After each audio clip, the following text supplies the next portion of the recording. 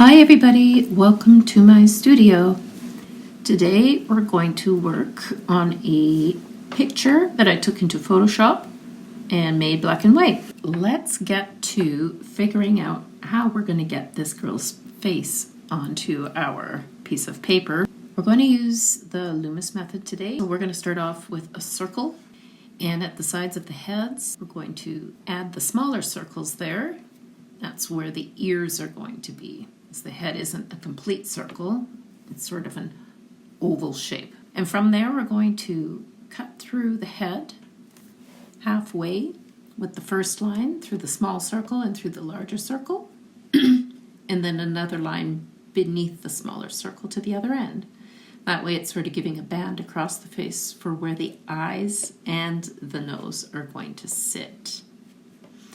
And then we're going to draw a vertical line through that smaller circle on the side of the head where the ear is, and drop that jawline down, and then angle over towards the bottom of the chin. So if you're looking at the black and white photo next to my drawing here, you can see how I'm following along where that jawline is and back up the other side of the face.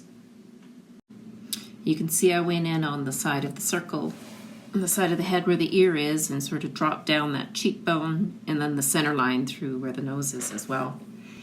And like I was saying, that strip at the center of the circle, the main circle, is where the eyes are going to go in, so we're going to make two circles there.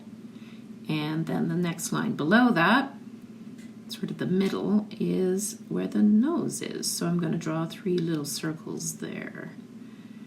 Good thing to note is the eyes are usually about one eye width apart, so that's a good gauge as well. Now let's get this mouth in there. I separate this area underneath the nose to the bottom of that circle into three spots, and then I take the lower section and start to put in those lip lines. And a good indication of how wide you want the mouth to be is if you drop a line from each eye down the center down towards the chin, you will get the approximate width of what the mouth should be. So I just sort of gently put those in and give myself an idea, put in that bottom lip. Then I move into that banner across the eyes, and I just sort of adjust that and put in the angle of the eye into the cheekbone. Now we'll put in the eyelids over each eye. And this is just sort of a rough sketch so that we know where to apply the paint once we start putting down those values. So we're going to put an eyelid above and the eyelid below. And once we have that roughly sketched in, I put in the pupils, or the eyes, and then we're going to start dropping in the outlines of the shapes of where all these values are going to go. So I'm going to start with the left eye there, and it's like a mask that goes across her eyes. If you look at not the darkest tone, but there's a mid-tone in there, we're going to draw that in. Do the best you can. When we're doing that, we're going to look at the shapes around it, make sure that everything sort of looks like it's got the right amount of space between the eye and the nose, between the side of the cheek and the mouth, by the hair, and we're just going to keep putting in those shapes, I guess you would call them. I was going to say draw the lines, but they're shapes we're putting in. Some of them are triangles, some of them are a bit rounded off. I'm just going to keep adding those in so that we have a map of where we want to put all of the values once we get the sketch done. I like to go through it quite quickly. I don't try and perfect it here. I want to get as close as I can to those shapes for those values to sit in. So once I start painting, I don't get too lost. Now, like I've said before, I usually freehand draw most of my work, whether it be when I'm paint sketching or if I'm working on a big canvas, and then I just use my paint and put in all those shapes. But for this video, I wanted to give an idea of how to map it out. A lot of people can't just sketch it out without having it mapped out. So I wanted to show how you can map it out and how it can be done. I'm sure many of you have heard of using a grid, putting a grid over the picture and then transposing that grid onto your canvas or your paper and then adding in each little square like a puzzle. That way you get the full picture without having to do a lot of measuring and adjusting and figuring it out. I use the Loomis method here. So go ahead and continue to draw in all of those different shapes that hold all of our values in this picture. And keep doing that. And as you can see, I'm using a pan pastel pencil, not a lead pencil or a charcoal pencil. I'm using a pastel pencil, and it's a gray tone. And I like using the pastel pencils because they're easy to erase.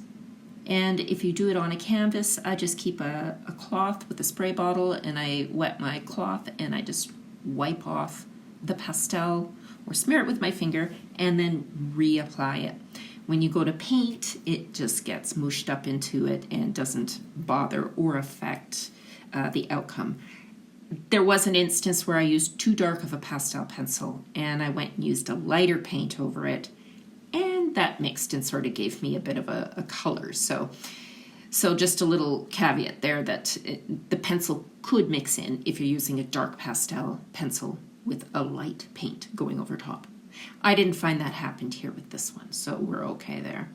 If you notice up above her eyebrow, there a line appeared. I had cut the video, but a line appeared there. I made it about halfway up, and that's approximately where the top of her forehead is going to be. And that's my guide as to where I'm going to start the hairline and start dropping in the side curls, kind of gauging the size and the shape of the hair. And I'm just going to draw in some lines. So I'm going to work on adding in the side where all the hair is flipped over and turned around. Don't worry about getting too detailed there. We just want to sort of have the general shape. I know I did do some wisps and stuff, which is fine, but just remember not to get stuck in this part. A lot of people get stuck in the beginning and in the middle stages and then tend to give up at that point because they feel frustrated they're not getting it to look like they want.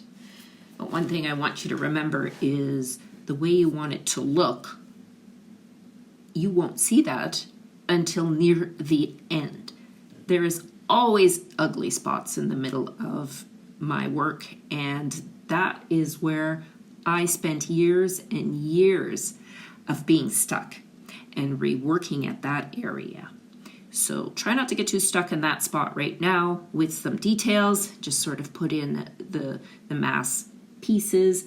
I know here it looks like I'm doodling and noodling around a lot, and it's a hard habit to break for sure.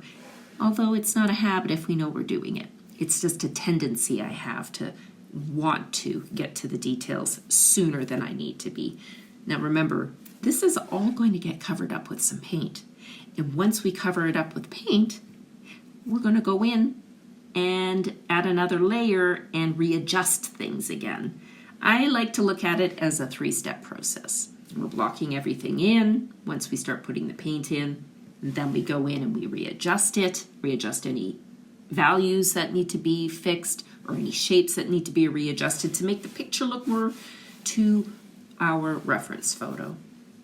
And then the final step, that's where we'll start dropping in some of the really heavy shadows and some of the really bright light, and adding in all those details that we think we need to do right now. That will all happen in step 3 at the end.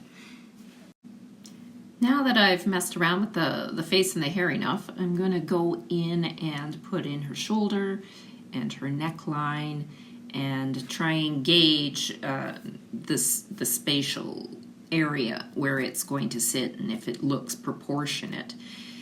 I mean, and if you look at my piece right now, my girl has a bit of a wider face, she has a bit of a thicker chin. I mean, that's okay.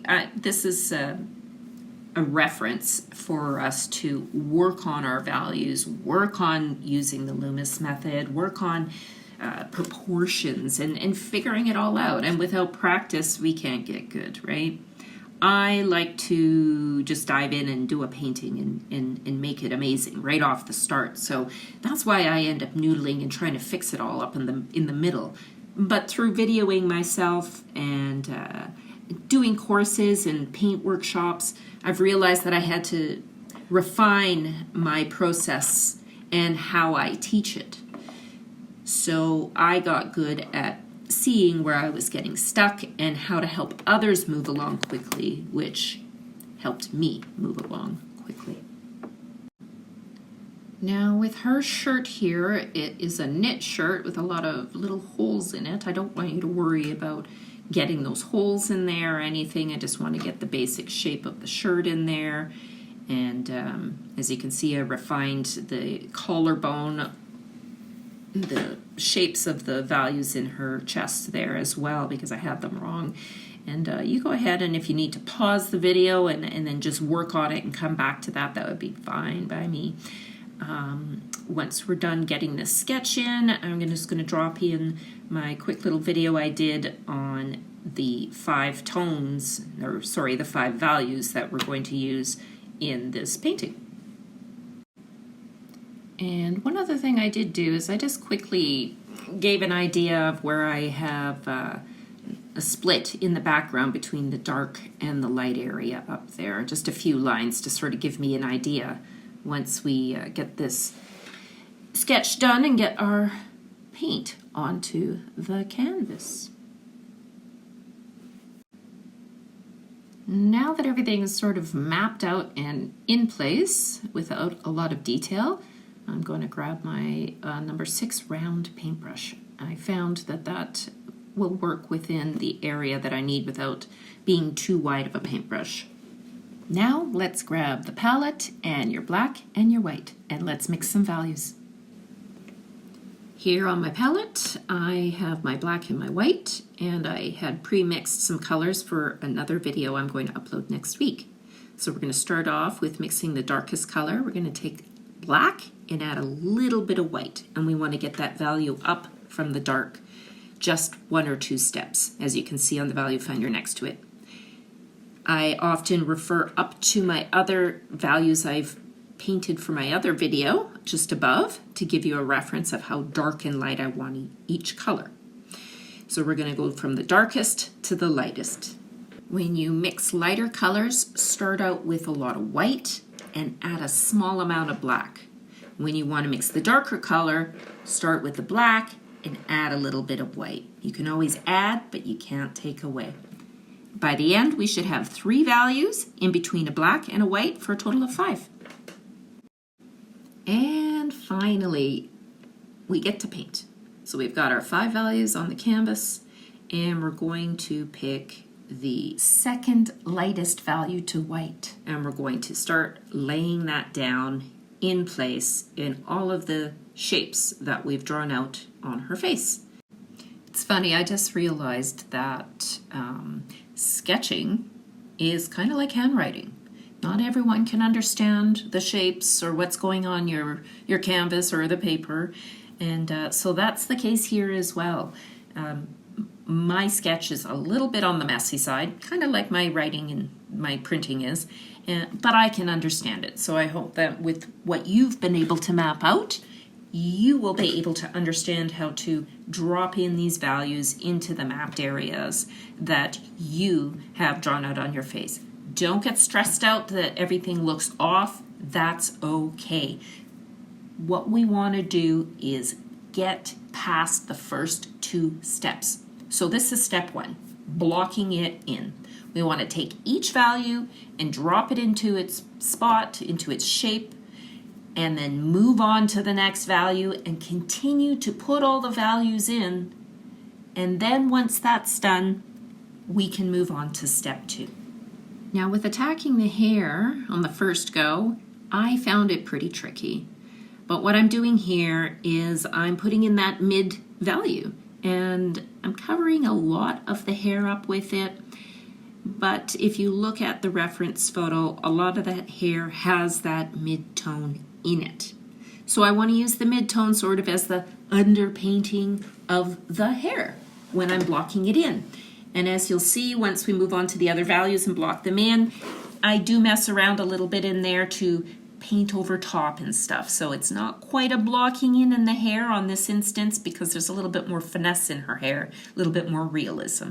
So just block in big chunks of it and then we'll refine it as we go. Now, you thought that was scary. What I'm going to have you do is take the second darkest value, the one next to black, and we're going to start putting that in. And I'm starting right in the middle of her forehead. And I'm just going to start dropping in those values in those shapes that I drew on her face where I believe that it goes. So as you move along, just keep moving. Don't fuss with it. We just want to block it in, get the basics down, and get some coverage. Once we have it all covered, then we will go back and we'll refine the shapes with those values that are still on our canvas, and you'll start to see it come to life. This is a really exciting part and a very scary part, but you can do it. Doesn't matter if you ruin it. It's going to look ugly till the end. Just embrace it and put those values in. Trust me. Now for the black. The student grade black, it doesn't go on very opaque. It's a little more transparent. So I put it on a few times in this painting. So we're going to start with the black and start dropping in where those black values go. Just keep blocking them in the best that you can. We can always paint over areas that aren't quite right.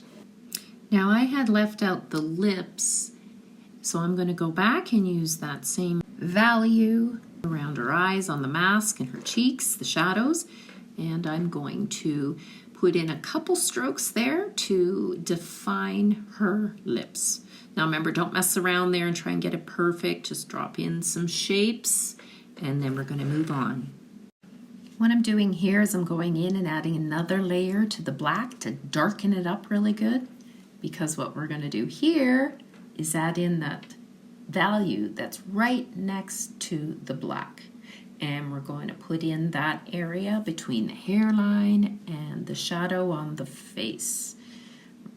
This is a tricky spot. This is where you're going to find out if your values have enough shift in their lightness or darkness to make a difference. One way you can tell is if you're looking at your palette or looking at your canvas and you blur your eyes a little bit, do the colors blend and look like one? If they do, add a little bit more white or add a little bit more black if you're on the darker side to darken that. That's why I went in and put in another layer of the pure black, so that way I could see the values of the other values I mixed up on my palette. It's a little bit tricky, but this is part of what we're learning, is how to use the values, how to shift them darker, how to shift them lighter. A lot of times you won't know if they're quite right when you first start painting until you get them on the canvas. Even now, I often get stuff on the canvas and I have to go back and adjust my values to get the right contrast, the right lightness and the right darkness. So go ahead and give that a go. Once you've got the face mostly blocked in, I here on my piece went back up to the hair to try and get some more values in the hair so that I could better see what's going on in the face. You should be getting used to the different values, the lightnesses and the darks, and with that you can take the value you need and start dropping in those mid values up in the hair, in the curls around her face, and some up on the top of her head to give it some sustenance to make it look fuller. And with the hair being mostly blocked in without any of the highlights or details, I went to the lighter color, not the white, but the second lightest color, and started adding that halo around the top of her head. because what I'm going to do is go in and start putting in some of the background color. I'm going to start blocking that in, and that's really going to change how we see what's going on the face and the hair, and it's just really going to come to life. And now, just like we did with the face, starting with the mid-tone color, and I'm just putting it in. Of course, at the top and some of the other areas it'll be darker, but I like to use the mid-tones to get started. Once I move into the dandelions that are behind your head, I'm using my brush in a way, and I'm laying it flat and I'm spinning it. I'm practicing making circles. Now, you don't have to do this for the whole background. You can leave the circles till the end when you do the highlights of the lighter areas, but I like to practice the circles with the paintbrush, so I put them in. Gives me a sense of what's going on back there, and then I continue to block in the rest of the dark values that go there. As you can see, this is really popping her forward and defining the background. Now I'm going in with the black for the first layer in the background, but as you can see, I'm going to go over all of the black, or most of the blacks in the painting, and add another layer to the student grade paint as it's a little bit transparent. So here we go, another layer of the black. Get those dark values in there, and then up to the hair. Start dropping in some of those darker values instead of the 3 lighter ones, and creating some definition in her hair. Now, if you add a little bit too much, that's okay, leave it alone. Come back with the next value and finesse it. Here we're going to create a little bit more detail as we go. I like to usually leave this to the end, but I popped it in here because I know you guys like to fiddle around and mess with things and make it perfect, so just as I do. So good job making it this far if you've gotten this far, even if you've paused and ripped up your paper and tried again. The whole point is to get through the painting, regardless if it looks exactly like your reference photo or like mine. Practice, practice, practice. Once you get good at moving past blocking everything in, you're coming back like we're doing right now with the hair, we're refining it, adjusting some values, adjusting the shapes that we're seeing to make it more what we want, and then in the end, we'll finish it up with the details in step 3. Now with darkening some of these values, I can go in and take my second darkest value and really make that a more solid color, because as you can see, my second darkest value is a little bit see-through. So this is part of step 2, refining the design. We're going in and making those values stronger, more opaque, refining any of the shapes in the face or the neck or anywhere we need, and we're just going to tweak everything so that it's looking right. Now if you look at my reference photo compared to my painting, my girl looks a lot older than her younger self in her reference painting.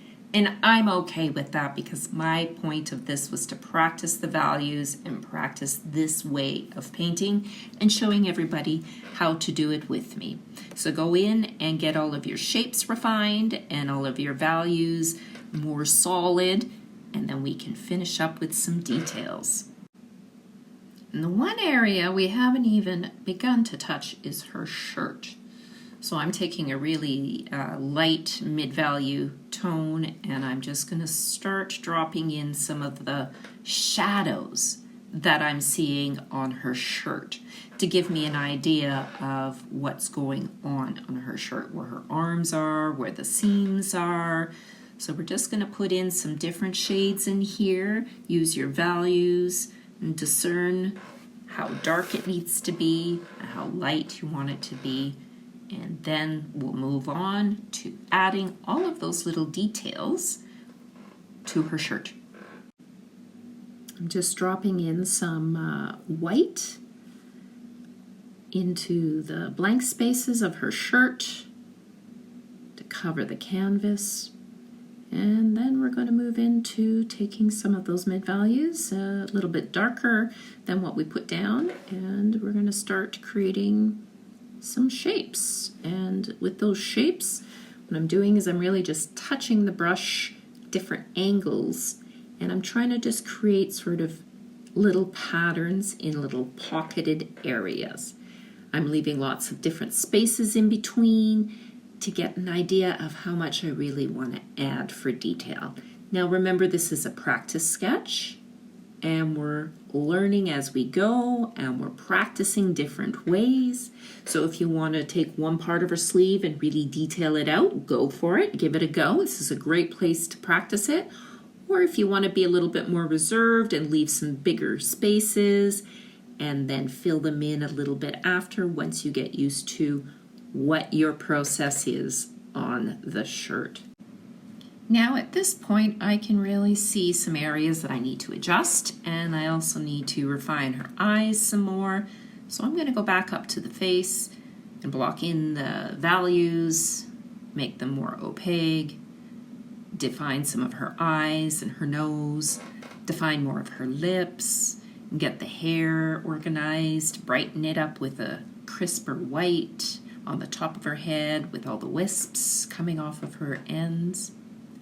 I hope you guys really enjoyed this process. This is my first how-to video on YouTube. I'd love if you left me some comments and some ideas. Let me know what you thought worked for you in this video, what didn't work, maybe what you'd like to see. And I will definitely add that to my list and reorganize and continue to put out some content that everyone can learn and grow from. So thanks for watching me, and please like and follow. Here's the finished piece. I did one prior to this, and they both look great. Thanks for watching.